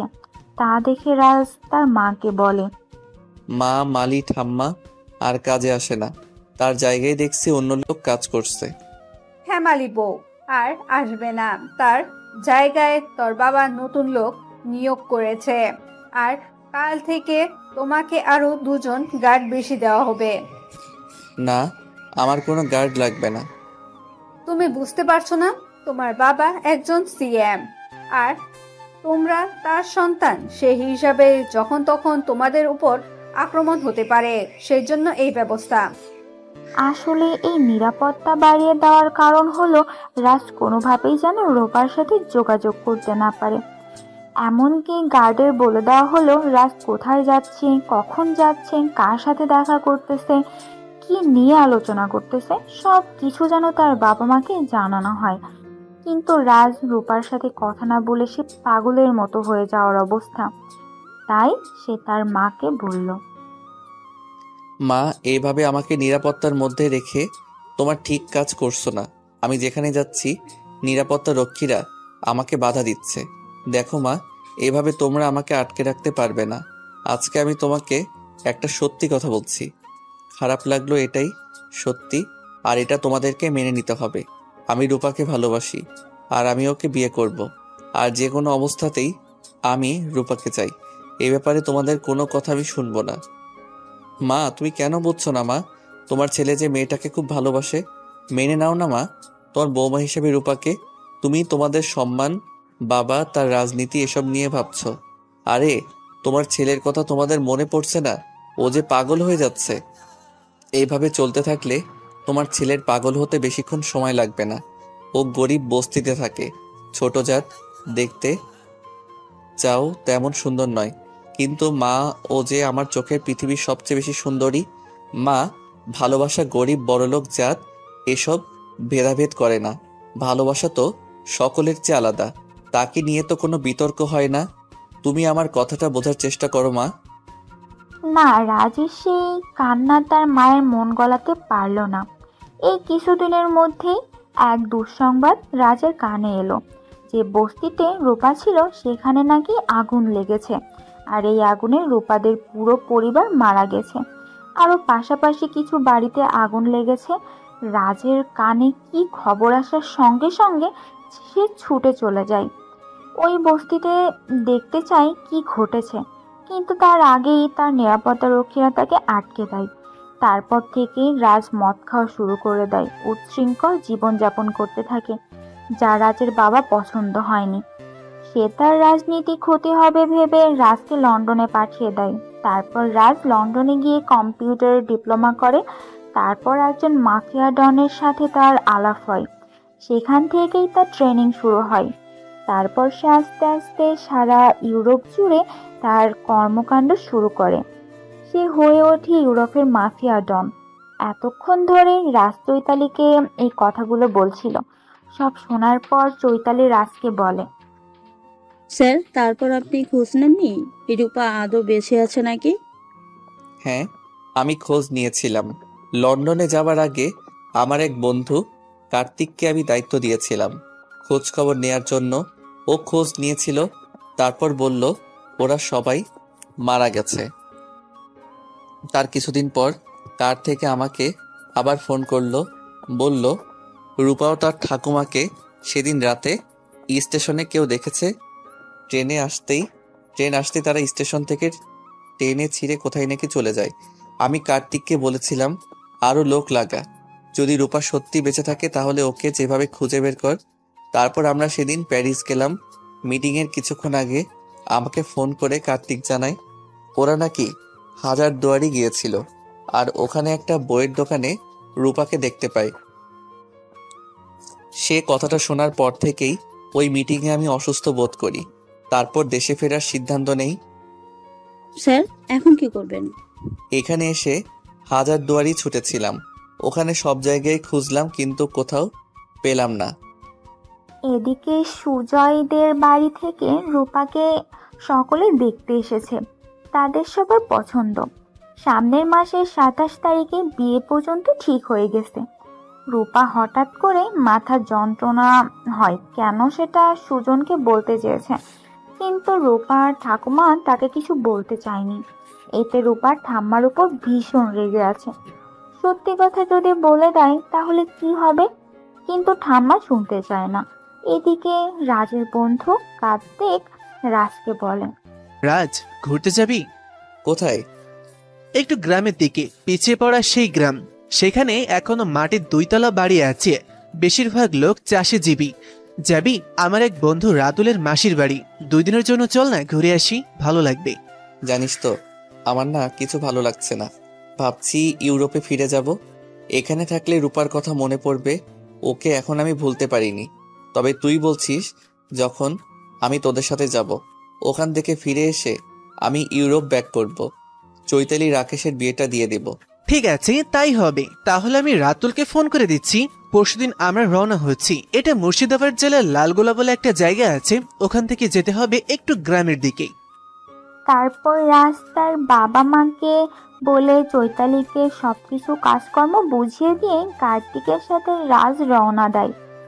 রাতুলদের মাসিদের বাড়িটা বেশ বড়, পুরনো 2 তলা পাকা বাড়ি, উপর নিচু 8খানা ঘর। বাড়ির উঠানটাও অনেক বড়। ওদের আবার শান বাঁধানো ঘাট আছে। তা দেখে রাজের খুব ভালো লাগে। তার ছোটবেলা মামার বাড়ির কথা খুব মনে পড়ে। মামার বাড়ি গিয়ে এরকম শান বাঁধানো ঘাটে বসে ছোট মামার সঙ্গে পুকুরে ছিপ খেলত। তারপরের দিন রাজ রাতুলকে মাসতুতো বৌদিকে বলে, বৌদি, আপনাদের বাড়ির পরিবেশটা আমাদের খুব পছন্দ হয়েছে। আপনাদের সিপ আছে, কালকে ভাবছি পুকুরে সিপ ফেলবো। হ্যাঁ, অসুবিধা নেই, আমাদের পুকুরে অনেক মাছ আছে, আমি তোমাকে ছিপ দেব। তারপরের দিন রূপা কিছু শাড়ির জরির কাজ করতে দেওয়া ছিল, সেই শাড়িগুলো নিয়ে রাতুলদের বাড়িতে তার বৌদিকে দিতে আসে। বাড়িতে এসে রূপা রাতুলের বৌদিকে বলে, আপনাদের বাড়িতে কিছু কি অনুষ্ঠান আছে? কেন বলো তো? কুটুম এসেছে মনে হয়। আরে না না, আমাদের বাড়িতে কোনো অনুষ্ঠান নেই। ওরা তো আমার মাসতুতো দেবর, রাতুলের বন্ধু। তুমি উঠে এসে বসো রূপা, আমার শাড়িগুলো হয়ে গেছে। হ্যাঁ বৌদি, হয়ে গেছে, সেই জন্যই তো দিতে এলাম। তারপর রূপার কাছ থেকে শাড়িগুলো নিয়ে ভেতরে রেখে এলো। একটা প্লেটে করে কিছু মিষ্টি আর জল নিয়ে রূপাকে দেবার জন্য আনলো। তা দেখে ওর দেবর রাতুল বলল, কাকে তুমি মিষ্টি দেবে বৌদি? বৌদি হেসে বলল, আমার এক মিষ্টি ননদ আছে, তাকে দেব তোমাদের শহরের মিষ্টি। ওরা যখন ভেতরে বসে এই কথাগুলো আলোচনা করছিল, ঠিক সেই সময় বৌদি 3 বছরের একটা ছোট্ট মেয়ে রূপার কোলে ওঠে। রূপা তাকে আদর করতে থাকে। হঠাৎ বাচ্চা মেয়েটি রূপার চুলগুলো টেনে ধরে। রূপা চিৎকার করে বৌদিকে ডাক দেয় আর বলে, ও বৌদি, তোমার মেয়ে কি বদমাইশ দেখো, আমার সব চুলগুলো ছিঁড়ে ফেললো। এই কথাটা বলতে বলতে রূপা মেয়েটিকে নিয়ে ভেতরে প্রবেশ করে। তারপরেই সামনে তাকিয়ে তাকিয়ে 3টে ছেলের সাথে তার বৌদি কথা বলছে। রাজ কার্তিক দুজনেই রূপার দেখে চমকে যায়। তারা এখানে এই অবস্থায় রূপাকে দেখবে ভাবতে পারেনি। রূপা ওদেরকে দেখে আশ্চর্য হয়ে যায়। সে তখন তার বৌদিকে বলে, বৌদি, মেয়েটাকে নাও, খুব বদমাইশ হয়েছে, এখন আমি আসছি। আরে বসো, আমার দেবরা শহর থেকে মিষ্টি এনেছে, খাবে না? আর তোমার টাকাটা নিয়ে যাও। কত টাকা হয়েছে বলো? পরে টাকা দেবে, এখন আমি আসছি। আরে মিষ্টি খেয়ে যাও রূপা। রূপা ছুটে সেখান থেকে চলে যায়। রাস্তার রূপাকে বলে ডাক দেয়। ঘরে উপস্থিত বাকিরা চমকে গেল। রূপা কিন্তু আর পিছন হয়ে তাকায় না। সে দৌড়ে বাড়িতে চলে আসে আর হাঁপাতে হাঁপাতে থাকে। তার ঠাম্মা তাকে ছুটে আসে, জিজ্ঞাসা করে আর বলে, কি হয়েছে কি রূপা, তুই এইভাবে ছুটে এলি কেন? আর এত হাঁপাচ্ছিস কেন? কি হয়েছে কি আমাকে বল। ঠাম্মা, ও এখানে এসেছে। কে এসেছে? কাকে দেখে তুই এত ভয় পেয়ে গেছিস? কথাটা বলে রূপা কিছুটা দম নেয়, তারপর শ্বাস প্রশ্বাস স্বাভাবিক করে আর বলে, রাজ এসেছে, ওই সিএম এর ছেলে, তুমি যাদের বাড়িতে মালির কাজ করতে। কি বলছিস তুই? হ্যাঁ ঠাম্মা, ও এসেছে। ওই বৌদিদের বাড়িতে আমি শাড়ি দিতে গেছিলাম, আর আমি দেখলাম ওরা ড্রয়িং রুমে বসে গল্প করছিল। বৌদির বাচ্চাটা দুষ্টুমি করছে বলে আমি বৌদিকে দিতে ভেতরে ঢুকেছি, আর দেখলাম ওরা বসে আছে। রাজের সাথে বন্ধু কার্তিকও এসেছে। কি হবে ঠাম্মা এবার? ওরা তোকে দেখেছে, চিনতে পেরেছে? হ্যাঁ দেখেছে তো, বলতে পারবো না চিনতে পেরেছি কিনা, তবে ওরা আমাকে দেখে চমকে যায়, দুজন দুজনের মুখের দিকে তাকাতাকি করে। আমি কোনোভাবেই মেয়েটাকে বৌদির হাতে দিয়ে সেখান থেকে চলে আসি। ঠিক আছে, তুই ঘরের ভিতরে গিয়ে চুপ করে শুয়ে থাক। ওরা যদি বাড়িতে আসে যা বলার আমি বলবো, তুই কোনোভাবেই বাইরে বের হবি না। এদিকে রাজ রূপাকে দেখে প্রথমে চমকে যায়, তারপর সে তার বৌদিকে বলে, বৌদি, ওই মেয়েটার নাম কি রূপা? হ্যাঁ, ওর নাম রূপা। ও খুব ভালো মেয়ে, আর ওর হাতের কাজও খুব সুন্দর। ওদের বাড়িতে কে কে আছে? কেউ নেই, ও আরও ঠাম্মা থাকে। ওদের বাড়ি তো এখানে নয়, অন্য জায়গায়। ওদের ফ্যামিলির সবাই নাকি আগুনে পুড়ে মারা গেছে। এদের এখানে দূর সম্পর্কের এক আত্মীয় থাকতো। তারপর রূপা ও ওর ঠাম্মা এখানে চলে আসে, তারপর থেকে ওরা এখানে থাকে। রূপা গ্রামের এক স্কুল থেকে উচ্চ মাধ্যমিক পাশ করে। বৌদি, আমার একটা উপকার করবে? হ্যাঁ বলো। আমি রূপাদের বাড়ি যেতে চাই। আমি তোদের বাড়ি জানি না, তুমি কাউকে একবার বলো না আমাকে নিয়ে যাওয়ার জন্য। কেন, তুমি রূপাদের বাড়ি যাবে? তুমি কি রূপাকে চেনো? শুধু চিনি না বৌদি, ওই মেয়েটা আমার সবচেয়ে দুর্বল জায়গায় আছে। ওকে আমি অনেক খুঁজেছি, কিন্তু কোথাও পাইনি। ওই মেয়েটাকে আমি খুব ভালোবাসি। কিন্তু ওর তো বিয়ে ঠিক হয়ে গেছে। তার মানে রূপার বিয়ে করা আমি বের করছি। আমার মনে আগুন জ্বালিয়ে ওকে আমি সংসার করতে দেব না। আমি যাব, ওর সাথে দেখা করব। ঠিক আছে, আমার এক দেওর আছে, আমি তাকে তোমাদের সাথে পাঠিয়ে দিচ্ছি। ও রূপাদের বাড়ি তোমাদের দেখিয়ে দেবে। কিছুক্ষণের মধ্যে রাজ ও তার সঙ্গীরা রূপারের বাড়িতে পৌঁছে যায়। রূপার ঠাম্মা তখন ছাগলকে ঘাস খাওয়াচ্ছিল। রাজ ঠাম্মাকে জিজ্ঞাসা করে, কেমন আছো ঠাম্মা? আমাকে চিনতে নিশ্চয়ই তোমার কোনো অসুবিধা হয়নি? কেন এসেছো এখানে? ভগবান পাঠিয়েছে। আমার তো এখানে আসার কথাই নয়, আমার তো ইউরোপ চলে যাওয়ার কথা। কিন্তু কার্তিক জোর করে আমাকে এখানে নিয়ে এলো। এখানে যে আমার জন্য ভালো কিছু অপেক্ষা করছে আমি বুঝতে পারিনি। রূপার বিয়ে ঠিক হয়ে গেছে। ওর স্বামী খুব ভালো ছেলে, দিল্লিতে থাকে। বিয়ের পর ওকে দিল্লি নিয়ে চলে যাবে। আমি রূপার সাথে কথা বলবো, ও কেন আমার সাথে এরকম করলো? ও তোমার কিছু করেনি, যা হারাবার তো হারিয়েছে। নিজের বাবা মা, ছোট ভাইকে। কি বলছো ঠাম্মা? হ্যাঁ, সেদিন বাড়িতে আগুন লাগেনি, তোমার বাবা লোক লাগিয়ে আমাদের বস্তিতে আগুন লাগিয়েছিল। তার উদ্দেশ্য ছিল আমাদের সকলকে মেরে ফেলা। তুমি একটা বস্তির গরিব মেয়েকে ভালোবাসতে, যা তোমার বাবা রাজনীতির কেরিয়ারে ক্ষতি হচ্ছিল। তাই তোমার বাবা রূপাকে পৃথিবীর থেকে সরাতে চেয়েছিল। কিন্তু কথায় আছে না, রাখে হরি তো মারে কে। রূপা তুমি এসে গেল, কিন্তু ওর বাবা মা, ভাই তাদেরকে হারিয়ে ফেললো। ঠাম্মার কথা শুনে রাজ সেখানে মাথায় হাত দিয়ে বসে পড়ল। তারপর ঠাম্মাকে উদ্দেশ্য করে বলল, সেদিন কি ঘটেছিল ঠাম্মা, আমাকে একটু বলো। তারপর ঠাম্মা সেদিন কি গিয়ে ঘটেছিল এক এক করে রাজকে সব বলতে শুরু করলো। সেদিন তোমাদের বাড়ি থেকে একটা লোক আমাদের বাড়িতে এসেছিল। তোমাদের বাড়ির বিরিয়ানি রান্না হয়েছিল। আমি যদি তোমাদের বাড়িতে কাজ করতাম, সেজন্য ওরা আমাকে বিরিয়ানি দিতে এসেছিল। সেই লোকটা বলেছিল বাড়িতে সব কর্মচারীদের তার পরিবারের জন্য বিরিয়ানি দেওয়া হচ্ছে, সেজন্য 1 প্যাকেট বিরিয়ানি ওরা আমাদের বাড়িতে দিতে এসেছিল। বিরিয়ানিতে আমার নাতি নাতনি তো কি আনন্দ। সেদিন আমি বিকালবেলা হাটে গিয়েছিলাম। হাট থেকে ফিরতে আমার সন্ধ্যা হয়ে যায়। আমার বৌমা বলেছিল রাতে কিছু রান্না করবে না। সিএমদের বাড়ি থেকে যে বিরিয়ানিটা এসেছে সবাই মিলে তা খাওয়া হবে। আমি বাড়িতে ফিরে এসে দেখি ওরা সব বিরিয়ানি খাচ্ছে। রূপা দেখি তখন ঘরে পড়ছে। আমি রূপাকে বললাম, তুই বিরিয়ানি খাবি না? আমি পড়া শেষে খাবো। আমি তোর জন্য একটা জিনিস এনেছি, খাবি? কি এনেছো ঠাম্মা? তোর জন্য আমি দই নিয়ে এসেছি, তুই তো খেতে ভালোবাসিস। খুব ভালো করেছো ঠাম্মা। আমার নয় আজকে কেমন যেন অম্বলের মতো লাগছে। আজকে আমি বিরিয়ানি খাবো না, আমি বরঞ্চ দইটা খাবো। বিরিয়ানি কাল সকালে খাবো। আর আমি এমনিতেই মাংস খাই না। সেদিন রাতে রূপা দই খেয়ে আর আমি দুটো শুকনো মুড়ি খেয়ে শুয়ে পড়লাম। এদিকে আমার ছেলে, বৌমা, নাতি ওরা বিরিয়ানি খেয়ে ঘুমিয়ে পড়েছে। রাত্রে কিছু একটা আওয়াজে আমার ঘুম ভেঙে যায়। দেখি আমাদের ঘরে কেরোসিনের গন্ধ। তারা বলাবলি করছে স্যার বেশি করে কেরোসিন দিতে বলেছে। আমি বুঝতে পারলাম কিছু একটা বিপদ আছে। তখন একজন বলল, বিরিয়ানিতে বেশি করে ঘুমের ওষুধ দিয়েছিস তো? এ কথা শুনে আমার মাথা কাজ করলো না। তখন অলরেডি আমাদের ঘরে ওরা আগুন লাগিয়ে দিয়েছে। আমি রূপাকে আস্তে করে ডাকলাম। তারপর আমাদের ঘরটা বাঁশের তৈরি দরমা দিয়ে ঘেরা ছিল এক পাশটা, আর আমার ছেলে, বৌমা, নাতি পাশের একটা ঘরে শুতো।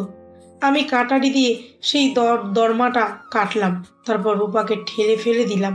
আচমকা রূপা পড়ে যায়, কারণ আমাদের ঘরের পিছনে একটা নর্দমা ছিল। সে আচমকা পড়ে যায়, তার মাথায় আঘাত লাগে।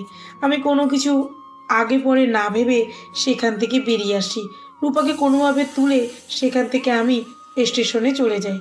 কিছুক্ষণ স্টেশনে অপেক্ষা করার পর রাত 3টে নাগাদ ফার্স্ট ট্রেন আসে, আর আমি উঠে পড়ি। আমার এক দূর সম্পর্কের বোন এখানে থাকতো। এই জায়গাটা সহজে কারো চোখে পড়বে না, সে সুযোগটা আমি কাজে লাগালাম। তারপর রূপাকে নিয়ে আমি এখানে চলে আসলাম। তারপর আমি লালগোলা স্টেশনে পৌঁছাই। ওখান থেকে আমি এখানে চলে আসি। আমি জানি এখানে থাকলে তোমার বাবা লোক খুঁজে পাবে। তারপর এখানে এসে আমি আমার বোনকে সমস্ত ঘটনার কথা খুলে বলি। আমার বোন এক ভদ্রলোককে ধরে রূপাকে স্কুলে ভর্তি করিয়ে দেয়। ওখান থেকে রূপা উচ্চ মাধ্যমিক পাশ করে। কলেজে গেলে একটু শহরের দিকে যেতে হবে, তাই রূপাকে কলেজে ভর্তি করিনি। রূপার মাঝে মাঝে মাথা যন্ত্রণা হয়। একবার ডাক্তার দেখিয়েছিলাম, বলল পড়ে গিয়ে মাথায় আঘাত লেগেছে, দীর্ঘ চিকিৎসার প্রয়োজন। কিন্তু আমার হাতে টাকা নেই, তাই মেয়েটার চিকিৎসা করাতে পারিনি। ওর মাথায় মাঝে মাঝে যন্ত্রণা হয়। ওর বিয়ে হয়ে গেলে ওর স্বামী বলেছে দিল্লিতে নিয়ে গিয়ে ভালো ডাক্তার দেখাবে। একভাবে কথাগুলো বলে রূপার ঠাম্মা থামলো। রাজ তখন ঠাকুমাকে বলল, রূপার কোথাও বিয়ে হবে না, আমি রূপাকে বিয়ে করব। আর তুমি আর রূপা এক্ষুনি আমার সাথে আমাদের বাড়ি যাবে। আমি আছি, আমাকে বিশ্বাস করতে পারো। আমি আর রূপার কোনো ক্ষতি করতে দেব না। যদি সেরকম হয় আমি নিজের জীবন দিয়ে দিব। একটু বিশ্বাস করো না ঠাম্মা আমাকে। কিন্তু তোমার পরিবার? আমি আছি, তোমরা চলো। আমি রূপাকে খুব ভালোবাসি। আমি থাকতে ওর কোনো ক্ষতি করতে আমি দেব না। আগে যেটা হয়েছে সেটা আমার অজান্তে হয়েছে, কিন্তু এখন কিছু হবে না। আমি পুরো পরিবারের সাথে লড়ব, সেই ক্ষমতা আমি এখন অর্জন করেছি। এরপর রাজের কথা শুনে তার ঠাম্মার মনটা একটু নরম হয়। সে দরজা খুলে রূপাকে রুম থেকে বাইরে বের করে নিয়ে এলো। তারপর রূপাকে বলল, তুই যাবি রাজের সাথে? ও তোকে খুব ভালোবাসে। কিন্তু ঠাকুরমা, আমার তো বিয়ে ঠিক হয়ে গেছে। রূপার কথায় রাজ বলে, তোমার স্বামী থাকতে তুমি অন্য কাউকে কি করে বিয়ে করতে পারো? মনে নেই সে ঝড় বৃষ্টির দিনে কি ঘটেছিল আমাদের মধ্যে? আমি তোমায় অনেক খুঁজেছি রূপা, তুমি আর আমায় ফিরিয়ে দিও না। তুমি আমার অস্তিত্বের সঙ্গে মিশে আছো। তুমি কেন বুঝছো না আমি যে তোমায় খুব ভালোবাসি? এই যে বন্ধুরা, গল্প শেষ করে কমেন্ট না করে চলে যাচ্ছ, এইটা কিন্তু ঠিক না। তাড়াতাড়ি কমেন্ট করো। আর যারা এখনও আমাদের চ্যানেলটি সাবস্ক্রাইব করো নাই, জলদি করে সাবস্ক্রাইব করে আমাদের চ্যানেলের একজন মেম্বার হয়ে যাও প্লিজ।